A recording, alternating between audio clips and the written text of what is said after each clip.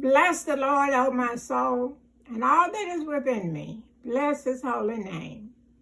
We're coming again with this week's Sunday school lesson. And the lesson this week is A New Day is Coming. And it's coming from the book of Zechariah. Zechariah was a young prophet. And he prophesied after the exiles had been returned to Jerusalem. So he spoke to both the house of Judah and the house of Israel. And he wants them to know that there's a better day ahead. A new day is coming. Because life for them had been very difficult while they were in exile. And this remnant came back to Jerusalem and found things not the way that they thought they would. The temple needed to be rebuilt, and the nation needed to come back together, and many things needed to be done. So Zechariah gets their attention by letting them know in the very first verse, "Again the word of the Lord of hosts came to me, saying, Thus said the Lord of hosts." He wants them to know these are God's words I'm bringing to you. They're not my words. And God has a message of hope for you. For God said, "I was jealous for Zion with great jealousy, and I was jealous for her with great fury. I had deep passion for the nation of Israel and of Judah," he's saying. And he had already told us in the Ten Commandments that he's a jealous God. We should have no other God before him. So it was out of passion that he felt so deeply for this nation that he did not want them to worship any other gods. And he says in verse 3, "Thus said the Lord, I am returned unto Zion and will dwell in the midst of Jerusalem." The Lord wants them to know he's going to revisit them and help them. All that they have to do is follow his instructions. "And Jerusalem shall be called a city of truth, and the mountain of the Lord of hosts, the holy mountain." God is going to bring his people back together, and he's going to dwell in the midst of them. And they shall be a holy nation because they'll be a city of truth. They will have put away all of those old practices that they had that dishonored God. And it says in verse 4, "Thus said the Lord of hosts, there shall yet old men and old women dwell in the streets of Jerusalem, and every man with a staff in his hand for very age." The living condition had been of such that they had not been able to enjoy walking in the streets and associating one with another. They had no stability in their lives. And then we are told that the children will be able to play in the streets.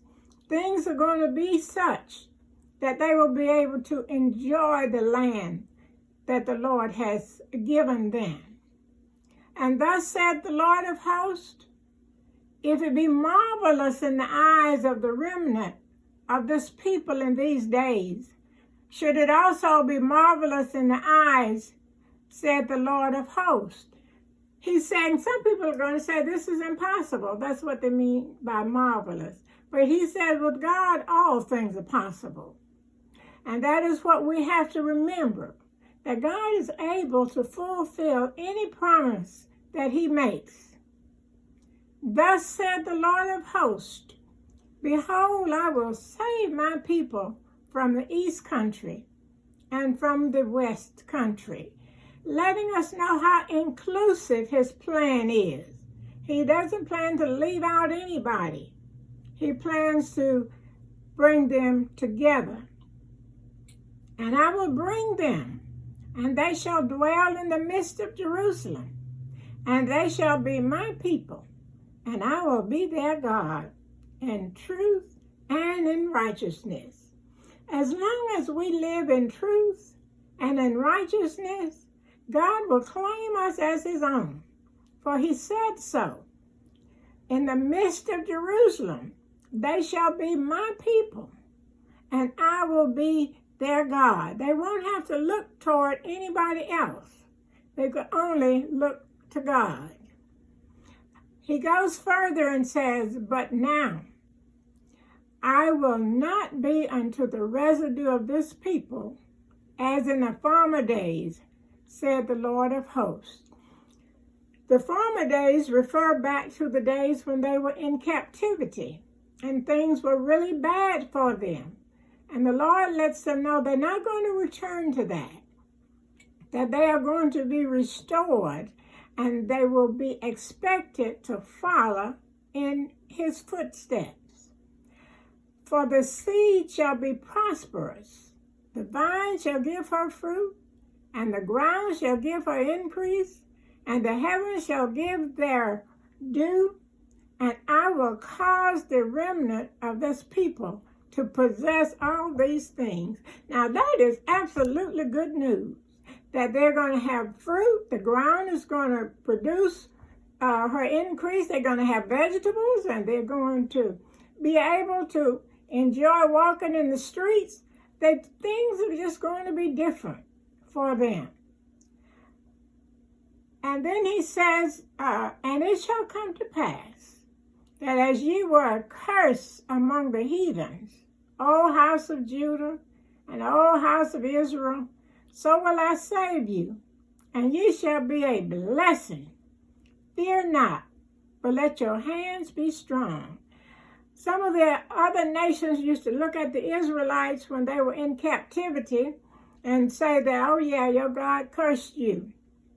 And he's letting them know they're going to look at you now and they're going to see how blessed you are.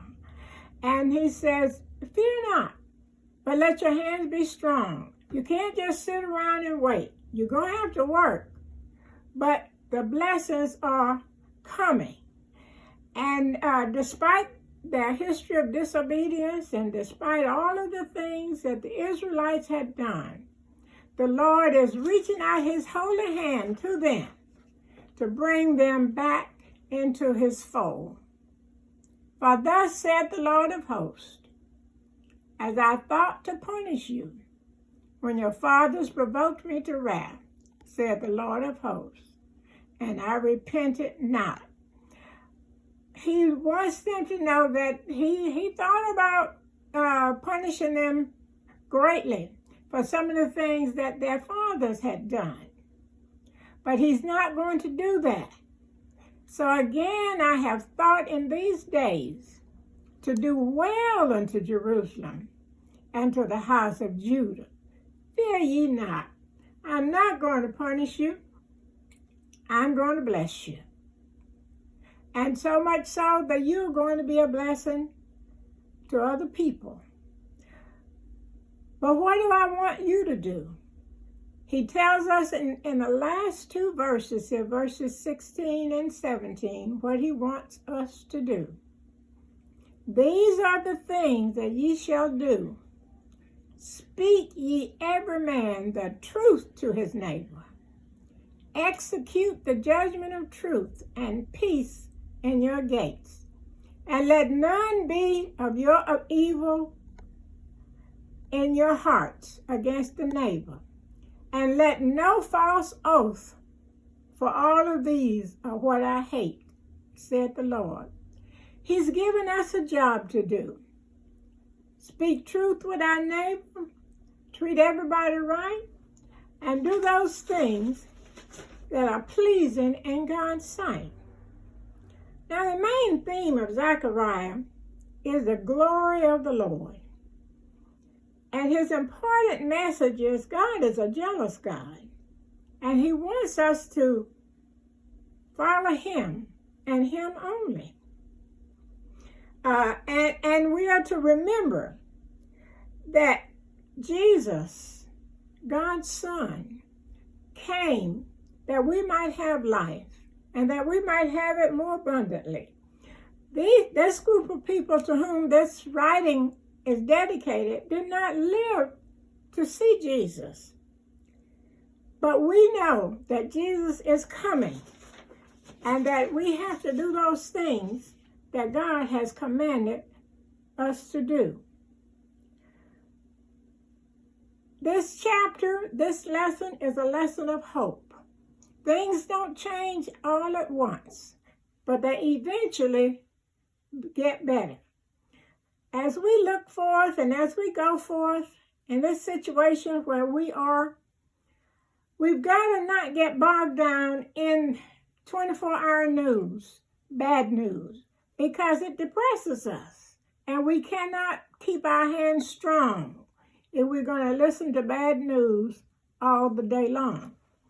So let us, even in our homes, let us do encouraging things and do those things that the Lord would have us do, because we have a responsibility. We have a charge to keep. We have a God to glorify.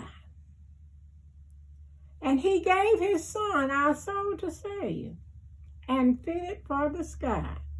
So what we have to do is to serve this present age, our calling to fulfill. Oh, may all our powers engage as we do our